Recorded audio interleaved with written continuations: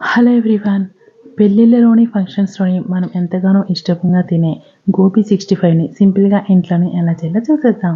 ముందుగా స్టవ్ పై వాటర్ పెట్టుకొని water boiling అయ్యేటప్పుడు దాంట్లో ఉప్పు, పసుపు యాడ్ చేసి చిన్న చిన్న పీసెస్ కింద కట్ చేసినటువంటి గోబీ ఫ్లవర్‌ని వేద్దాం.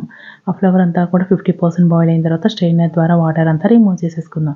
అదంతా పక్కన పెట్టేసుకొని వేరే బౌల్‌లో ఒక 4 teaspoons maida, 2 teaspoons corn flour, 2 teaspoons rice flour, అలానే కొంచెం ఉప్పు, కారం, పసుపు, గరం మసాలా పొడి, అల్లం వెల్లుల్లి పేస్ట్, కొద్దిగా ఫుడ్ కలర్ యాడ్ చేసుకొని కొంచెం వాటర్ యాడ్ చేసుకుంటూ బాగా మిక్స్ చేసుకొని థిక్ పేస్ట్‌లా చేసుకుందాం. దాంట్లో బాయిల్ చేసుకున్నటువంటి గోబీ పీసెస్ కూడా యాడ్ చేసుకొని బాగా డిప్ చేసి పకోడీలా డ్రాప్ చేయడమే. అంతే అండి. మంటను మీడియం ఫ్లేమ్‌లో పెట్టుకొని 2 సైడ్స్ కూడా టర్న్ చేసుకుంటే ఎంతో రుచిగా ఉండే గోబీ 65 రెడీ. మీరెప్పుడు ట్రై చేయకపోతే once you also try it.